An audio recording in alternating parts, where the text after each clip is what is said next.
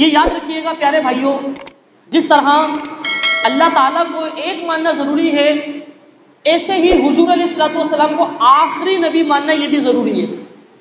لا الہ الا اللہ سے معلوم ہوتا ہے کہ کوئی دوسرا خدا نہیں، لا نبی بعدی سے معلوم ہوتا ہے کوئی دوسرا مصطفیٰ نہیں۔ سبحان اللہ۔ اللہ تعالیٰ نے قرآن کریم فرقان حمید میں جا بجا اس کا ذکر فرمایا کہ حضور علیہ الصلوۃ والسلام آخری نبی ہیں، اب آپ کے بعد کوئی نبی نہیں آئے گا۔ اللہ تعالیٰ قرآن کریم فرقان حمید میں ارشاد فرماتا ہے، ما کان محمد ابا احد من رجالکم ولكن رسول الله وخاتم النبيين وكان الله بكل شيء عليما۔ اور محمد صلی اللہ تعالیٰ علیہ وسلم تم مردوں میں سے کسی کے باپ نہیں، ولیکن رسول اللہ، لیکن اللہ کے رسول ہیں، وخاتم النبیین، اور تمام نبیوں میں سب سے آخری نبی ہے۔ حضور علیہ الصلوۃ والسلام کے 3 بیٹے تھے اور 4 بیٹیاں تھیں۔ آپ کے جو بیٹے تھے یہ بچپن ہی میں انتقال کر گئے تھے، یعنی کوئی بالغ بھی نہیں ہوا تھا بیٹوں میں۔ بیٹیوں کی تو بہرحال شادی ہوئی الحمدللہ، کیونکہ اس کی ایک حکمت یہ بیان کی جاتی ہے کہ اگر حضور علیہ الصلوۃ والسلام کا بیٹا جوان ہوتا تو اللہ تعالیٰ اپنے فضل سے اس کو نبی بناتا، مگر چونکہ اللہ تعالیٰ کو یہ پسند نہیں کہ حضور کے بعد کوئی دوسرا نبی بنے، اللہ تعالیٰ کو ختم نبوت حضور علیہ الصلوۃ والسلام پر مکمل کرنی تھی، تو یوں اللہ تبارک و تعالیٰ نے یہ فیصلہ فرما دیا، اللہ تعالیٰ کا یہ ارادہ ہوا کہ اب حضور کے بعد کوئی نبی نہیں آئے گا، تو اس وجہ سے یہ بڑے نہیں ہوئے، بالغ نہیں ہوئے۔ چونکہ اگر بالغ ہوتے اور نبوت نہ ملتی تو یہودیوں کو اعتراض کرنے کو مل جاتا، دیکھو بھائی یعقوب علیہ السلام کے بیٹے یوسف علیہ السلام کو نبوت ملی، ابراہیم علیہ السلام کے بیٹے اسماعیل علیہ السلام کو نبوت ملی، مگر حضور کے بیٹے کو نبوت نہیں ملی۔ اب اگر کوئی اولاد نہ ہوتی حضور علیہ السلام کی تو جب بھی یہودیوں کو موقع مل جاتا، دیکھو بھائی حضور علیہ السلام کی تو کوئی اولاد ہی نہیں ہوئی، بھائی مردوں میں کوئی اولاد ہی نہیں ہوئی، تو اللہ تعالیٰ نے دونوں طرح سے ان کے اعتراضات کو ختم کر دیا۔ اللہ تعالیٰ نے اولاد دی مگر بالغ ہونے نہیں دیا، کیوں؟ اعتراض کرنے کا موقع مل جاتا۔ نبی پاک علیہ السلام کا فرمان ہے، اگر میرا بیٹا جوان ہوتا تو یہ سچا نبی ہوتا۔ اب حضور علیہ السلام کو اللہ تعالیٰ نے آخری نبی بنایا۔ اللہ تعالیٰ فرماتا ہے کہ محمد صلی اللہ علیہ وسلم تم مردوں میں سے کسی کے والد نہیں، مگر اللہ کے رسول اور تمام نبیوں میں آخری نبی ہیں، وخاتم النبیین۔ اب دیکھیں یہاں پر اللہ تعالیٰ نے محمد فرمایا، اس کے علاوہ اللہ تعالیٰ نے دیگر مقامات پر اپنے محبوب علیہ السلام کو القابات سے نوازا ہے، القابات سے پکارا ہے، یا ایھا المدثر، یا ایھا المزمل، یاسین، طٰہٰ، القابات سے پکارا ہے۔ مثال کے طور پہ کوئی وزیر اعظم ہو، اب اس کو لقب سے پکاریں گے تو اس کو اچھا لگے گا، نام سے پکاریں گے تو اس کو مزہ نہیں آئے گا۔ وزیر اعظم صاحب، چیف منسٹر صاحب، صدر صاحب، بادشاہ صاحب، اب کوئی بندہ نام لے کر اس کو مخاطب کرے گا تو اس کو مزہ نہیں آئے گا۔ تو اسی طرح اللہ تبارک و تعالیٰ نے اپنے محبوب علیہ السلام کو القابات سے پکارا ہے، سبحان اللہ۔ تو حضور علیہ السلام پر اللہ تعالیٰ نے نبوت کا دروازہ بند کر دیا ہے۔ یہاں پر اللہ تعالیٰ نے محمد فرمایا، محمد کا مطلب ہوتا ہے جس کی سب سے زیادہ تعریف کی جائے، زمین اور آسمان والے سب سے زیادہ حضور علیہ السلام کی تعریف کرتے اللہ کے بعد۔ اور احمد کا مطلب ہوتا ہے سب سے زیادہ حمد بیان کرنے والا، چونکہ پوری کائنات میں سب سے زیادہ اللہ تعالیٰ کی حمد بیان کرنے والے آپ کے میرے نبی محمد عربی خاتم المرسلین صلی اللہ تعالیٰ علیہ وسلم، سبحان اللہ۔ اب دیکھیں اگر اللہ تعالیٰ نام نہ لیتا یہاں پر ما کانا محمد، تو اب اگر کچھ لقب آ جاتا تو ابہام باقی رہتا۔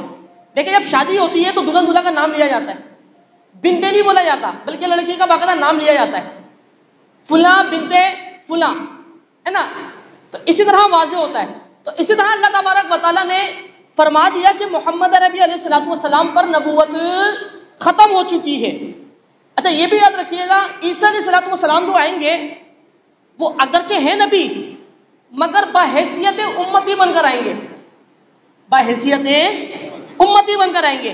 ابھی وہ چوتھے آسمان پر ہیں, قرب قیامت کے وقت آئیں گے. وہ دجال لعین کو ختم کریں گے, صلیب جو عیسائیوں کا نشان ہے اس کو توڑیں گے, خنزیر کو قتل کریں گے. یہ میں اپنے پاس سے نہیں بول رہا, یہ احادیث مبارکہ میں, تاکہ لوگوں کو پتہ لگ جائے کہ عیسائیت مذہب جو ہے یہ مردود مذہب ہے اور اسلام سچا مذہب ہے. کہو ذرا سبحان اللہ. حضرت سیدنا ابن عباس رضی اللہ تعالیٰ فرماتے ہیں, یہاں پر اللہ تعالیٰ نے خاتم النبیین فرمایا, نبوت کے دروازے کو بند کر دیا, اب کوئی دوسرا نبی آئے گا نہیں. اللہ تعالیٰ ایک اور مقام پر ارشاد فرماتا ہے, والذین یؤمنون بما انزل الیک وما انزل من قبلک. اللہ تعالیٰ نے یہاں پر مومنین, متقی مومنین کی نشانیاں بیان فرمائی ہیں. اللہ تعالیٰ فرماتا ہے والذین یؤمنون بما انزل الیک, اے محبوب جو لوگ آپ پر ایمان رکھتے ہیں, جو اللہ تعالیٰ نے آپ کی طرف اتارا آپ پر ایمان رکھتے ہیں, اور آپ سے ماں قبل جو نبی گزرے ان پر ایمان رکھتے ہیں, اولئک هم المتقون, یہ متقی ہیں. دیکھیں اللہ تعالیٰ نے حضور علیہ السلام کو فرمایا اور اس سے قبل ماں قبل انبیاء کا. اللہ تعالیٰ نے یہ نہیں فرمایا وما ينزل من بعدک, اور جو آپ کے بعد بھی نازل ہوگا. اس سے پتہ یہ چلا حضور علیہ السلام آخری نبی ہے. بھائی ان دو چیزوں کو مان لو تو تم پکے مومن ہو. وہ کیا ہے؟ حضور علیہ السلام کا دین سے پہلے جو آسمانی کتابیں اتری ہیں ان سب باتوں پر ایمان رکھنا. یہ یاد رکھیے گا, توریت, زبور, انجیل, ان سب پر ہمارا ایمان ہے. اگر کوئی بندہ بولے ہمارا ایمان نہیں ہے تو بندہ کافر ہو جائے گا, کیونکہ یہ اللہ کے کلام ہے. مگر اس میں کچھ تفصیل ہے. اب اگر کوئی بات توریت, زبور, انجیل, جس کو موجودہ طور پہ بائبل کہا جاتا ہے یا اس کے علاوہ دیگر کتابوں کے نام دیے جاتے ہیں, اب اگر ان میں سے کوئی بات پیش کی جائے اگر تو ہمارے دین کے موافق ہے, دین کے بالکل مطابق ہے, جیسے کہ حضور آخری نبی ہے, اللہ ایک ہے, عیسیٰ علیہ السلام خدا کے بندے ہیں, تو اب ہم یہ کہیں گے کہ یہ خدا کا کلام ہے, کیونکہ ہمارے قرآن پاک کے مطابق ہے, ہمارے قرآن کے مطابق ہے. اور اگر اس میں لکھا ہو کہ عیسیٰ علیہ السلام خدا کے بیٹے ہیں, نعوذ باللہ, حضرت مریم خدا کی بیٹی ہیں, تو اب ہم یہ کہیں گے کہ ان کے شریروں نے شر کر دیا اور اس میں اضافہ کر دیا. اور اگر کوئی ایسی بات ملے جو نہ ہمارے قرآن پاک کے مطابق ہو نہ ہمارے مخالف ہو, تو اب ہم یہ کہیں گے ہم اللہ اس کے رسول کی باتوں پر ایمان رکھتے ہیں. اس کا ہم کچھ نہیں کہہ سکتے, اس کا ہم کچھ کہہ سکتے ہیں نہ انکار کریں گے نہ اقرار کریں گے, بس اللہ پہ اس کو چھوڑ دیں گے. اور باقی یہ کہیں گے جو اللہ کا سچا دین ہے, اللہ تعالیٰ کی جو سچی باتیں ہیں, ان سب پر ہمارا ایمان ہے. کہو ذرا سبحان اللہ. اللہ تعالیٰ قرآن پاک میں ارشاد فرماتے ہیں قُلْ يَا أَيُّهَا النَّاسُ إِنِّي رَسُولُ اللَّهِ إِلَيْكُمْ جَمِيعًا. اللہ پاک فرماتا ہے اے محبوب لوگوں سے کہہ دو کہ بے شک میں تمام جہان کے لیے رسول بن کر آیا ہوں, تمام جہان کے لیے رسول بن کر آیا ہوں. دیکھیں حضور علیہ السلام کی نبوت آ چکی ہے, اب کسی اور کی ضرورت نہیں ہے. رات ہوتی کب ہے؟ رات جب ہوتی ہے جب سورج غائب ہو جاتا ہے. جب سورج اس طرف آ جاتا ہے, دنیا کے نیچے کی طرف آ جاتا ہے, دنیا ساکن ہے, دنیا ساکن ہے. اسلامی عقیدہ یہ ہے اور حقیقت بھی یہی ہے, دنیا ساکن ہے, دنیا گھومتی نہیں ہے بلکہ چاند اور سورج اس کے گرد گھومتا ہے. اس کے اوپر متعدد قرآن پاک کی آیات ہیں اور عقلی دلائل موجود ہیں اس کے اوپر, جس کو امام اہل سنت نے فتح الرشید میں موجود یہ لکھا ہے آپ نے, ٹھیک ہے. بہرحال میں اس کے اوپر نہیں جانا چاہ رہا. رات ہوتی جب ہے جب سورج ہماری زمین کے نیچے چلے جاتا ہے تو اس وقت رات ہو جاتی ہے. اچھا یہ جو تارے چمکتے ہیں یہ بھی سورج کی وجہ سے چمکتے ہیں. سورج کی روشنی تاروں پر پڑتی ہے تو ہمیں زمین سے دکھائی دیتے ہیں ماشاءاللہ تارے چمک رہے ہیں. اچھا جب سورج دوپہر کے وقت سر پر آ جاتا ہے, آفتاب بلند ہو جاتا ہے, تو اس وقت تارے نہیں ہوتے, تارے ہوتے ہیں مگر اس کی روشنی میں چھپ جاتے ہیں, اس کی روشنی میں چھپ جاتے ہیں. حضور علیہ السلام کی نور نبوت یہ مثل آفتاب ہے, یہ مثل آفتاب ہے, سورج ہے. اب حضور علیہ السلام کے بعد کوئی نبی نہیں آئے گا کیونکہ حضور علیہ السلام کی نبوت آ چکی ہے, اور حضور علیہ السلام کی نبوت آفتاب کے مثل, بلکہ آفتاب بھی حضور علیہ السلام کی نور نبوت سے فیض لینے والا ہے. تو جب سورج آ چکا ہے تو باہر کے بلب بند کر دیے جاتے ہیں, تارے جب چھپ جاتے ہیں تو بل کیسے دکھائی دے گا؟ تو جھوٹا نبی کیسے آ سکتا ہے؟ میرے امام کہتے ہیں تو ہے خورشید رسالت پیارے، چھپ گئے تیری ضیا میں تارے، انبیاء اور سب ماں پہرے تجھ سے ہی نور لیا کرتے ہیں. یہ جو مہر و ماں پہ ہے اطلاق آتا نور کا، بھیک تیرے نام کی ہے استعارہ نور کا. اللہ تعالیٰ قرآن پاک میں ارشاد فرماتا ہے اليوم اکملت لکم دینکم واتممت علیکم نعمتی ورضیت لکم الاسلام دینا. اللہ تعالیٰ فرماتا ہے میں نے آج کے دن تمہارے دین کو مکمل کر دیا. اچھا یہ آیت کب اتری؟ یہ آیت اتری حجت الوداع کی عصر کے وقت، بلکہ عصر کے بعد یہ آیت کریمہ نازل ہوئی. حضور علیہ الصلوۃ والسلام نے 4 عمرے ادا فرمائے اور 1 حج ادا فرمایا. اور یہ کب آیت اتری؟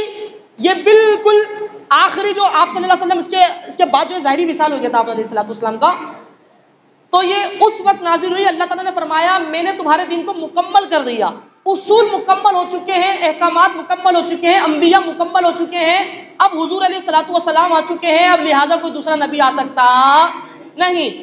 حضور علیہ الصلوۃ والسلام کا فرمان ہے انا خاتم النبیین لا نبی بعدی. نبی پاک علیہ الصلوۃ والسلام کا فرمان ہے انہ سیکون امتی کذابون ثلاثون کلہم یزعم انہ نبی. نبی پاک علیہ الصلوۃ والسلام فرماتے ہیں میری امت میں 30 جھوٹے کذاب گزریں گے اور ان میں سے ہر ایک بندہ اپنا آپ کو تصور کرے گا کہ نبی ہے. فرماتے ہیں انا خاتم النبیین لا نبی بعدی، میں آخری نبی ہوں، اب میرے بعد کوئی دوسرا نبی نہیں ہے. یہ یاد رکھیے گا 30 سے زائد کذاب گزرے. مگر مفتی احمد یار خان نے بھی رحمۃ اللہ تعالی لکھتے ہیں، اسی طرح فتح الباری میں لکھا ہے یہ 30 وہ لوگ ہیں جن کو لوگوں نے نبی مان بھی لیا، جیسے مسلمہ کذاب، مرزا غلام احمد قادیانی. یہ وہ افراد ہیں جن کو لوگوں نے اپنا نعوذ باللہ نبی مان بھی لیا. ورنہ ایسے تو کئی گزرے جن کو کوئی پوچھنے والا نہیں تھا، نہیں تھا. اب بھی آپ نیٹ پہ دیکھیں گے کئی اپنا آپ کو مسیح بول رہے ہوتے ہیں، کوئی اپنا آپ کو نبی بول رہا ہوتا ہے، کوئی خدا بول رہا ہوتا ہے، کوئی کچھ بول رہا ہوتا ہے، بکواسات چل رہی ہوتی ہیں. بہرحال حضور علیہ الصلوۃ والسلام کا فرمان متعدد احادیث مبارکہ اس طرح کی ہیں انا خاتم النبیین لا نبی بعدی، میں آخری نبی ہوں، میرے بعد کوئی نبی نہیں. اب اگر اس میں کوئی شک کرے گا، یقین کرنا تو دور کی بات، اگر کوئی بندہ شک کرے گا تو شک کرنے والا بندہ بھی کافر ہے. شاعر کہتے ہیں جب لا نبی بعد محمد نے کہا گے، جب لا نبی بعد محمد نے کہا گے، اب جو نبی کا دعویٰ کرے جھوٹا بڑا ہے، اب جو نبی کا دعویٰ کرے جھوٹا بڑا ہے، یہ فیصلہ گے اپنا، ہاں یہ فیصلہ گے اپنا، یہی بات ہے آخر، یہی بات ہے آخر، یہی بات ہے آخر، ہے ختم نبوت کے لیے جان بھی حاضر، ہے ختم نبوت کے لیے جان بھی حاضر. مرزا قادیانی ہے کافر بڑے کافر، مرزا قادیانی ہے کافر بڑے کافر، نہ شک کرو اسلام سے ہو جاؤ گے باغر، نہ شک کرو اسلام سے ہو جاؤ گے باغر، یہ فیصلہ گے اپنا، ہاں یہ فیصلہ گے اپنا، یہی بات ہے آخر، یہی بات ہے آخر، ہے ختم نبوت کے لیے جان بھی حاضر، ہے ختم نبوت کے لیے جان بھی حاضر. کہیے ذرا سبحان اللہ. نبی پاک علیہ الصلوۃ والسلام کا فرمان ہے بعثت انا والساعۃ کا ہاتین. نبی پاک علیہ الصلوۃ والسلام فرماتے ہیں میرے کو اور قیامت کو اس طرح بھیجا گیا ہے، اس طرح بھیجا گیا ہے. علامہ نووی فرماتے ہیں جس طرح ان دونوں انگلیوں کے درمیان کوئی انگلی نہیں ہے، فرماتے ہیں نبی پاک علیہ الصلوۃ والسلام اور قیامت کے درمیان کوئی دوسرا نبی نہیں ہے، کوئی دوسرا نبی نہیں ہے. مرزا احمد قادیانی یہ قادیان میں پیدا ہوا، پہلے تو یہ مسلم ہی تھا اور اس نے مناظرے بھی کرے تھے عیسائیوں کے ساتھ، مگر جب پاک و ہند میں انگریزوں نے قبضہ جمایا تو کچھ 2 نمبر جعلی مولویوں کو خریدا، جس میں سے مرزا احمد قادیانی بھی تھا. بہرحال ان لوگوں نے ایک وفد بھیجا اور پھر یہ تحقیق لگانے کے لیے کہ مسلمانوں پر کس طرح قبضہ کیا جائے، ان کے دلوں پہ بھی قبضہ کر لے، ان کی حکومت پہ بھی قبضہ کر لے. تو جب انہوں نے رپورٹ پیش کری تو انہوں نے کہا کہ دو باتیں بڑی سامنے آئی ہیں. پہلی بات تو یہ ہے کہ مسلمان اپنے اوپر کسی کافر جابر کو اپنے اوپر مسلط ہونے نہیں دیتے، اور دوسری بات یہ ہے کہ یہ اپنے نبیوں کے پیروں کے ماننے والے بہت ہیں، اپنے ولیوں کے ماننے والے بہت ہیں. تو لہٰذا کوئی ایک ایسا بندہ ہو جو انہی میں سے کوئی نبوت کا دعویٰ دار ہو جائے اور پھر وہ ہماری باتوں پر چلے اور ہمارے اشاروں پر چلے، جس طرح ہم چلانا چاہیں اس طرح یہ چلے. تو بہرحال بڑی سازشوں کے ساتھ پہلے تو مرزا احمد قادیانی نے مسیحی ہونے کا دعویٰ کیا، مجدد ہونے کا دعویٰ کیا، پھر بالآخر 1901 میں اس نے جھوٹے معاذ اللہ نبوت کا دعویٰ کر دیا اور 1908 میں یہ مرا. اچھا دیکھیں کیسی بات ہے، یہ انبیاء کی خاصیت ہوتی ہے، جہاں پر انبیاء کرام علیہ السلام وصال فرماتے ہیں وہیں ان کی تدفین ہوتی ہے. جب نبی پاک علیہ السلام کا وصال پر ملال ہو گیا تو صحابہ کرام میں اختلاف ہو گیا کہ آپ صلی اللہ علیہ وسلم کی تدفین کہاں کی جائے.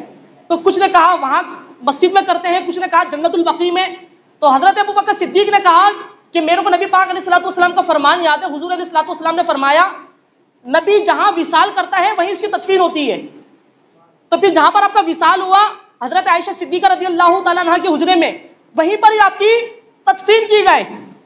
اب آپ یہ دیکھیں مرزا غلام احمد قادیانی اللہ تعالیٰ نے دنیا میں دکھایا، اس کا انتقال ہوا واش روم میں اور اس کی تدفین ہوئی قادیان میں.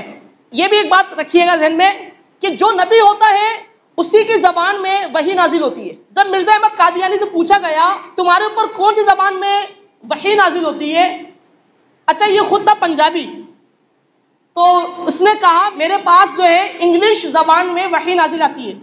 تو اس سے کسی نے پوچھا اچھا جو تمہارے پاس فرشتہ آتا ہے اس کا نام کیا ہے؟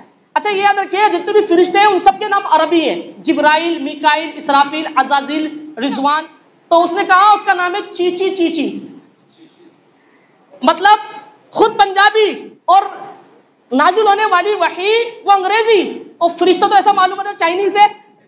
تو بہرحال یہ باتیں علماء نے کتابوں میں لکھی. اچھا اسی طرح اس کے بہت سارے اس طرح کے واقعات ملتے ہیں جس میں اس کی باتیں جھوٹی ہوئی. ایک عورت تھی اس کا نام تھا محمدی بیگم، یہ فتح رضا شریف میں اعلیٰ حضرت نے 15ویں جلد میں لکھا.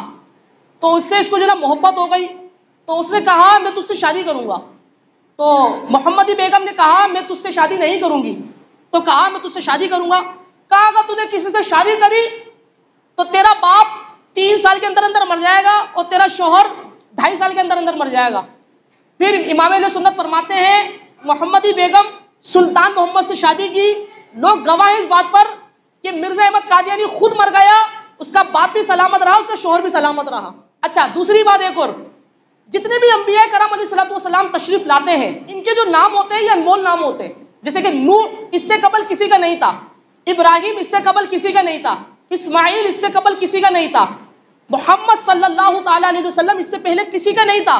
اور اس کا نام تو احمد غلام قادیانی، اس سے معلوم ہوتا ہے یہ نبی کیسے ہو سکتا ہے بھائی، یہ تو مسلمان نہیں ہے بلکہ انسان نہیں ہے. نبی پاک علیہ السلام نے تو ان کو دجال کہا ہے، ان کو دجال کہا ہے. اور یہ یاد رکھیے گا یہ ان کی مذمت بیان کرنا یہ خود کار ثواب ہے. یہ کیا ہے؟